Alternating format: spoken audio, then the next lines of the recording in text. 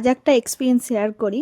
মানে এটা ছিল একটা অন্নপ্রাশন বাড়ির নিমন্ত্রণ, কিন্তু মানে 2:20 বাজছে যখন আমরা গিয়ে পৌঁছোই। আমার অফিস থাকার কারণে একটু দেরি হয়ে গেছিলো। তো ওদের ব্যাচ শুরু হয়েছিল 1টা থেকে এবং এটা লাস্টের আগের ব্যাচ চলছে। তাই সোজাসুজি খেতে বসিয়ে দিয়েছিল, কোথাও দেখতে যেতে পারিনি কিছু। তো আর এখানে চেনা ক্যাটারার, তাই 2টো বেগুনি দিয়ে গেছে। ভেবো না যেন লাস্ট বলে, ওরা জানে আমি প্রত্যেক বাড়ি যেখানেই যাই না কেন, ওরা থাকলে আমি বলি আর একটা দাও। আর হ্যাঁ, এখানে খেয়েছিলাম একদম বাড়ির খাবারের মতন, মানে পাবদা সর্ষে যেটা খেয়েছি সেটা দুর্দান্ত হয়েছিল। তাই সাদা ভাতের সাথে এটাই খেয়েছি, আর কিচ্ছু নিইনি আমি। মানে বাকিগুলো নষ্ট করার থেকে আমার মনে হয় পরিষ্কার করে খাওয়াটাই বেশি বেটার।